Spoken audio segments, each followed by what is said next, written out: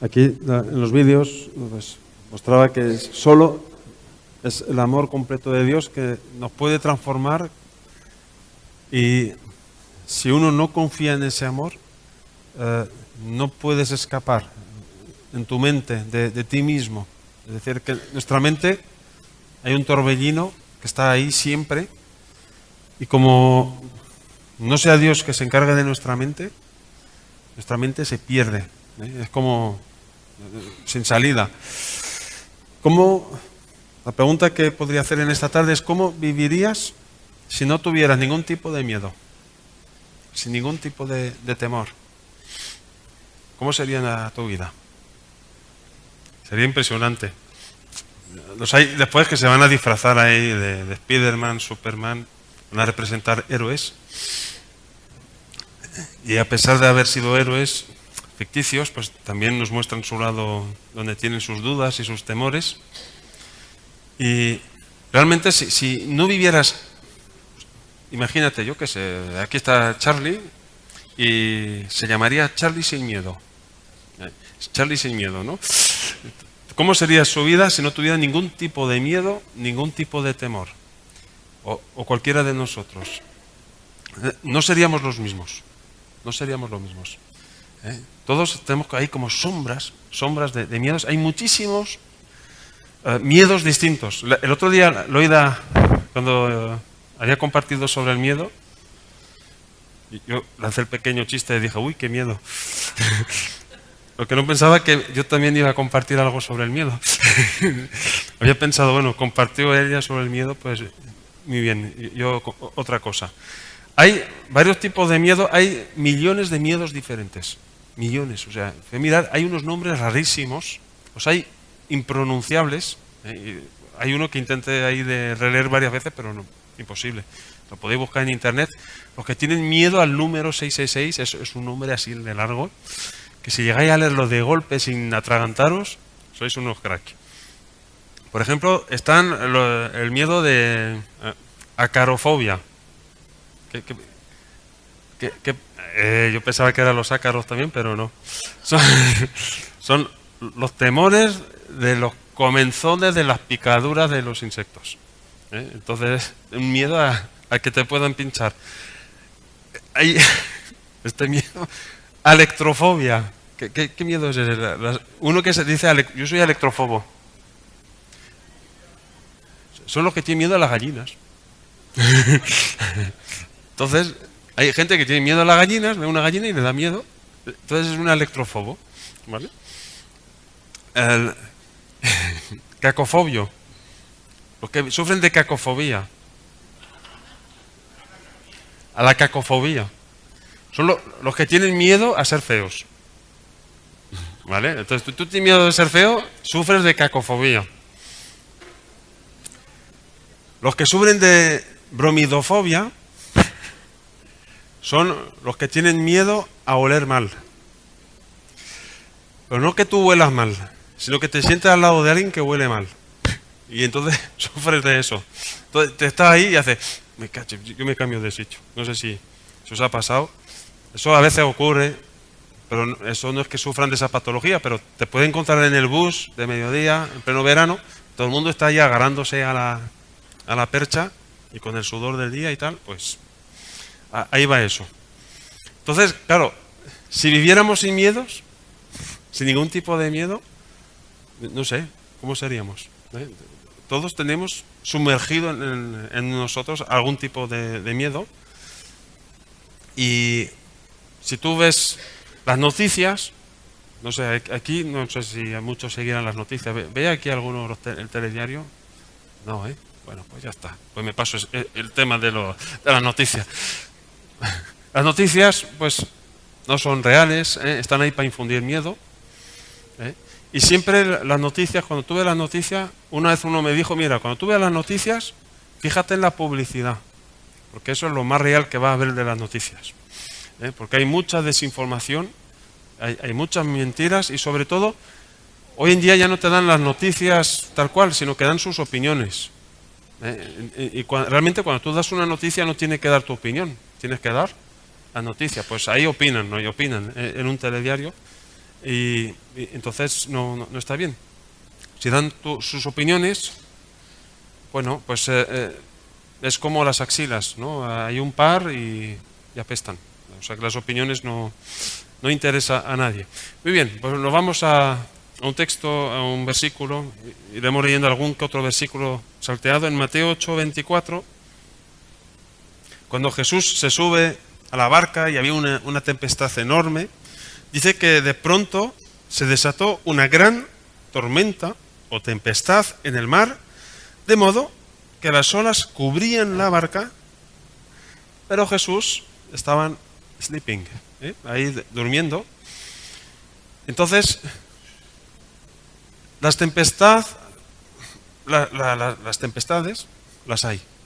Es que podemos evitar que haya truenos, que haya tempestades. ¿Podemos evitar las tempestades? No las podemos evitar. Entonces, Jesús no evitó la tempestad, estaba ahí en el barco. Imagínate en el barco y dice que las olas cubrían la barca. O sea que ahí tú puedes tener miedo. O sea, si estás en una barca y tú ves que las olas cubren la barca y te llega el chaparón y el chaparón encima de agua, que no sé yo cómo hacía Jesús ahí estaba él durmiendo, seguro que no tenía ningún tipo de miedo. Y las tempestades pues nos van a llegar en la vida, pero lo que sí cambia es cómo tú vas a responder a esa tempestad. ¿Vas a responder con miedo o vas a responder con fe? Entonces la tempestad no la podemos evitar, pero el como tú enfrentes los problemas que te llegan encima, eso lo puede cambiar todo. Tu actitud frente a la tempestad que te llega encima. Entonces tenemos que reconocer los peligros. No hay que vivir en la negación, no hay que hacer como la avestruz. Que la avestruz, ¿qué hace? ¡Chuf!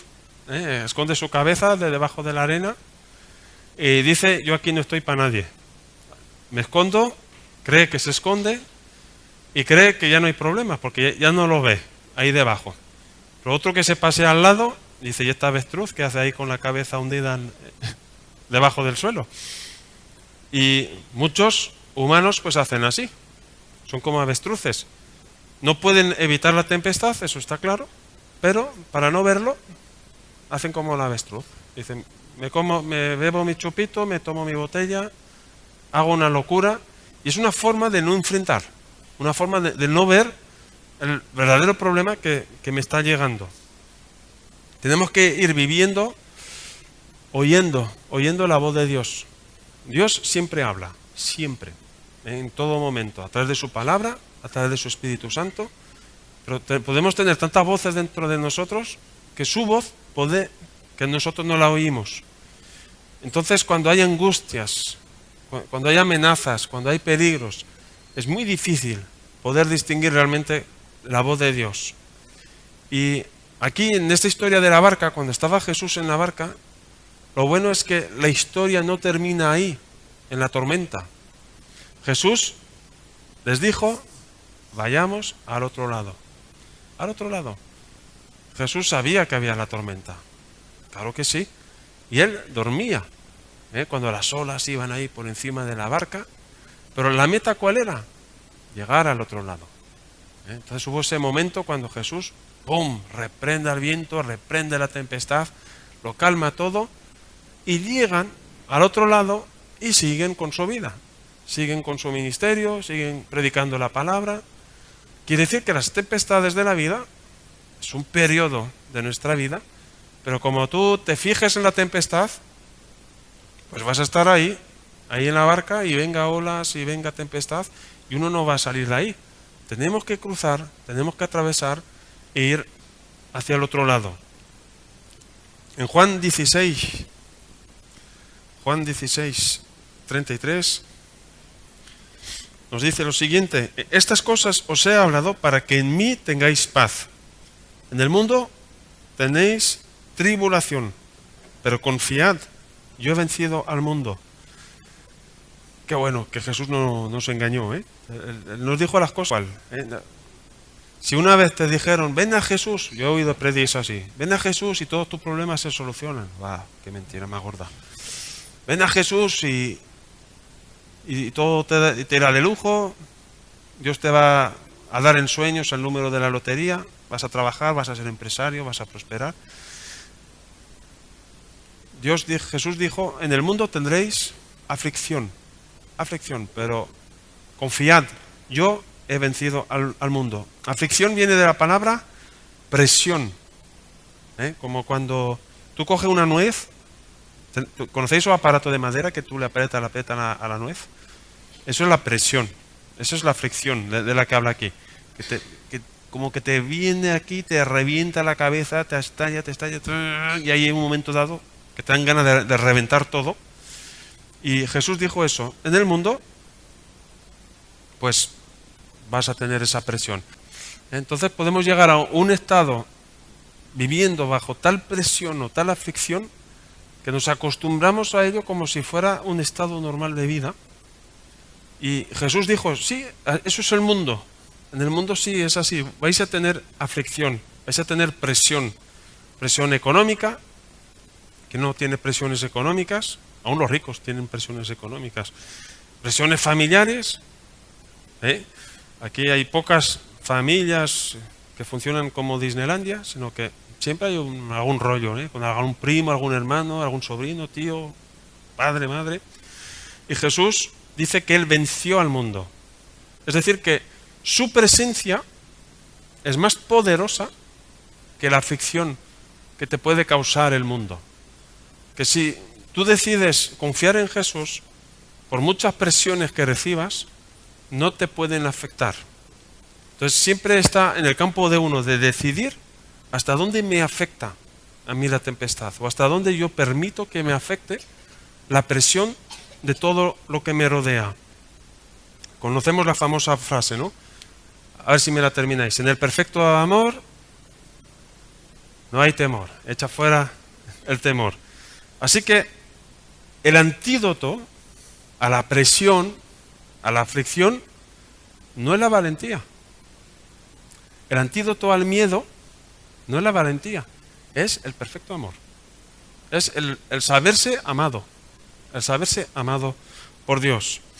Así que muchas veces, no sé, me puedo imaginar una persona, un niño en un huérfano, pues cuando tiene un miedo, menos mal que sabe a quién acudir, que tiene tutores, personas que se encargan de él. Pero normalmente los niños pequeños cuando tienen pesadillas, miedos, ¿llaman a quién? A su padre o a su madre. ¿Por qué? Porque confían, porque saben que son amados, porque saben que la presión que están viviendo en ese momento, va a haber alguien que va a poder abrazarlos en ese momento, los va a poder acoger y los va a poder consolar. No podemos evitar que tengan pesadillas los peques, pero si te llaman en medio de la noche, pues tú acudes ahí. Entonces, siempre tenemos un Padre, nuestro Padre Celestial, que podemos clamar a Él en cualquier momento. Podemos clamar a Él cuando estamos bajo presión, cuando estamos con nuestros miedos. Él es mucho más grande que eso. Vamos a ver, voy a hacer una preguntilla ahí. ¿Quién pensáis que es el más grande miedoso del mundo? A ver. Venga. El más grande miedoso del mundo. ¿El más rico? El mismo diablo. El mismo diablo. ¿Qué cantidad de amor lleva en él? Ninguno. Y el perfecto amor es lo que quita fuera todo el temor. Así que el más grande miedoso. Hay que pensar al revés, a veces. Y nos daremos cuenta que entonces el que no tiene amor en absoluto es el más grande miedoso, y entonces eso le empuja a ser muy violento. Los miedos te empujan a ser muy violento y te empuja a mentir muchísimo. Y todo eso toma raíz en los miedos. Una persona que no para de mentir tiene miedos. Una persona que es violenta tiene miedos, es insegura. Porque el perfecto amor es lo que te llena de paz, es lo que realmente pues, te da seguridad, es lo que te da justamente la pertenencia. Entonces, aunque hayan presiones, aunque haya tempestades que te lleguen encima, Si tú te sabes amado, pues lo vas a enfrentar de forma distinta. Ahora bien, si yo digo, vale, si yo soy amado, ahí está entonces el error humano, si yo soy amado, entonces no me va a pasar nada. O si yo soy amado, no voy a tener ningún problema. Ahí está la más grande mentira. ¿Vale? Entonces, el otro día, el Rafa puso un artículo ahí de La Vanguardia, ahí en el grupo Jóvenes, de la cantidad de cristianos que son perseguidos en el mundo. A mí me asombró el número. 650 millones de cristianos, hoy en día 650 millones son perseguidos por causa de su fe. ¿Dios les ama o no les ama? Los ama. Y si ellos dirían, Dios no nos ama porque permite que nos estén persiguiendo, permite que nos estén torturando, permite que nos estén matando. Pero ellos no dudan del amor de Dios. Saben que Dios les ama. Y en eso ellos tienen paz en medio de la persecución. Entonces, si yo pierdo mi paz, cuando yo tengo aflicciones, problemas, presiones, es porque yo vinculo la bendición con el amor de Dios. Y eso hay que separarlo. Está escrito, Dios es amor y es amor. Me pase lo que me pase, no va a cambiar para nada su carácter o quién es Él.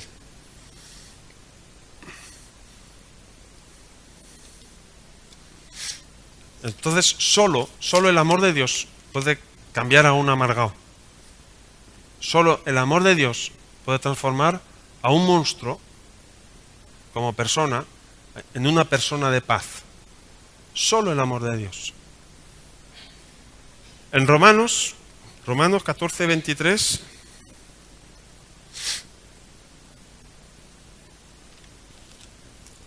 Romanos 14, 23, por aquí lo tengo. Pero el que duda, si come, se condena, porque no lo hace por fe, y todo lo que no procede de fe es pecado. Vale, aquí, sobre todo en lo que me quiero retener aquí, dice, el que duda es condenado. El que duda. Y aquí no está hablando de la condenación de Dios. Aquí no se está hablando de salvación, de que pierde la salvación o que no la pierde. Sino, tú mismo te condenas. Si tú dudas que Dios te ama, te estás condenando a ti mismo. Es decir, tú no te estás beneficiando de esa verdad. Entonces, cuando uno duda del carácter de Dios, de su relación contigo, sus propias palabras, lo que está escrito en su palabra para ti va a ser mentira, porque no te lo vas a creer. Entonces, ahí está el asunto. Yo puedo leer la Biblia y para mí puede ser un cuento chino.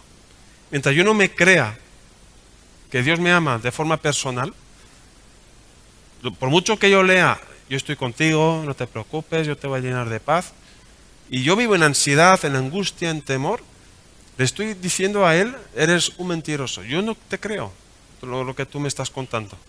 ¿Por qué? Porque estoy mal. Pero Jesús no dijo que no pasaríamos por aflicciones y tribulaciones. Lo dijo. En el mundo es lo que tendréis. Pero confiad, es decir, cree que yo no cambio, que yo soy el mismo. Aunque te pase lo que te está pasando. Todo obra para bien y eso no cabe en nuestra cabeza, porque quisiéramos que las cosas fueran de otra manera a veces. De niño,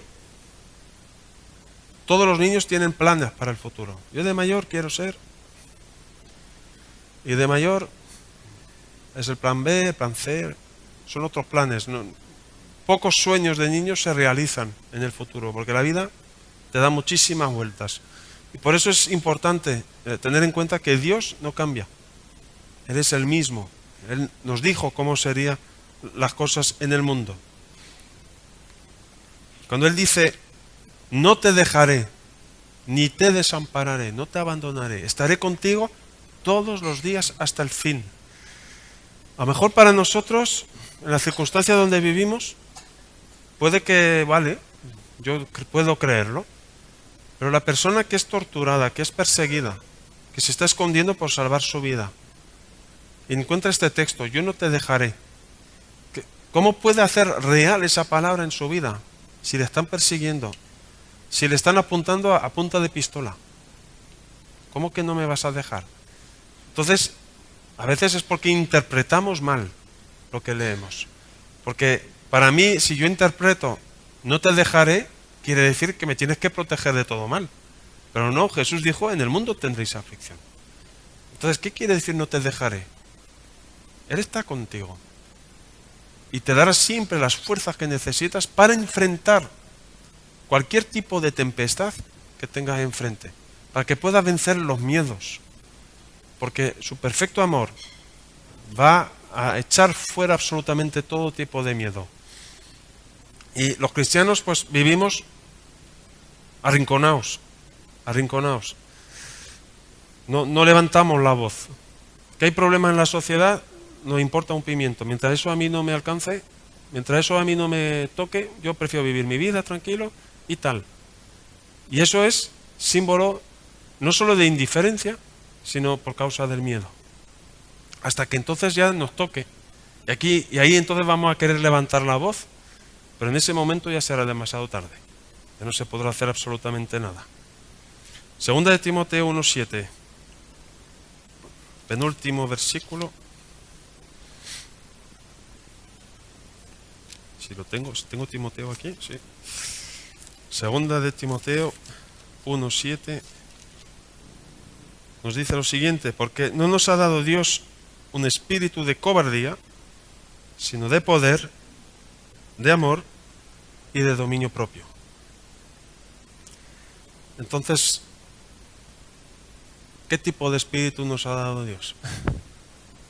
Impresionante. Yo leo esto y entonces, claro, yo lo leo, lo intelectualizo y ¿hasta dónde eso es cierto? Dominio propio. Y puedo perder los estribos en un día varias veces. Me puedo poner a gritar, a enfadarme, a alzar el tono. Dominio propio, es decir, me salgo de mis casillas. Entonces, ¿hasta dónde es cierta su palabra? Espíritu de amor. Entonces, yo tengo que tener siempre cuidado. Hay una parte que Dios me da y hay una parte donde yo soy responsable de lo que hago con lo que Él me da. Tenemos que ser una voz. Cuando dice que no nos ha dado espíritu de cobardía, en nuestro contexto, en el puerto de Sagunto, ¿qué significa? Si Dios te dice, yo no te he dado un espíritu de cobardía, ¿qué significa? En tu contexto, en tu entorno, frente a tu fe, frente a los demás, a los que nos rodean. De alzar la voz, de dar a conocer, que sepan. Y si no lo hacemos es porque estamos sumergidos en nuestros miedos. Y entonces le estamos diciendo a Dios, lo que dice tu palabra es mentira, no me lo creo. Y estamos viviendo entonces una religión, o una tradición. O nos conformamos solo con la salvación. Decimos, mira, yo aquí lo he oído, no voy a dar nombres. Yo mientras tengo un rinconcito en el cielo, me apaño. Yo prefiero eso que un palacio en el infierno. Eso es tener una visión muy pobre de lo que es vivir una vida cristiana. Jesús, solo uno, ha podido trastornar el mundo. Y claro, me dirás, hombre, Él era Dios. Claro, bueno, pues luego 12 hombres, 12 discípulos, y trastornaron Europa, y parte de Asia, y parte de África. Es impresionante, ¿no? ¿Por qué? Porque no tuvieron ningún tipo de temor. No temieron ni por sus propias vidas. Entonces, cuando ya no tienes temor ni a perder tu propia vida, yo creo que es ahí cuando ya te atreves a alzar la voz e ir a por todas. Ahí es cuando tú le crees a Dios y dices, vale, está escrito, yo estaré contigo, significa que aunque me estén matando, tú estás ahí conmigo. Y estás esperando sencillamente que mi espíritu salga del cuerpo y me acompañas a mi residencia eterna. Y es tener esa confianza, no solo por lo que pasamos aquí en la tierra, sino en la venidera, en el más allá. Y cuando nuestro objetivo está en el galardón, en la ciudadanía de la Nueva Jerusalén, pues ya nuestro enfoque de nuestro estilo de vida aquí en la tierra va a cambiar completamente. Y podremos ya avanzar como personas valientes. Ya, último texto. Mateo 8, versículos 26 y 27. Él les dijo: ¿por qué estáis amedrentados, hombres de poca fe? Entonces se levantó, reprendió a los vientos y al mar, y sobrevino una gran calma. Y los hombres se maravillaron, diciendo: ¿quién es este? Que aun los vientos y el mar lo obedecen. Aquí Jesús se dirigió hasta los mismos vientos, los reprendió. Si llueve aquí y estamos orando por un buen tiempo, ¿saldríamos a la calle a reprender la lluvia?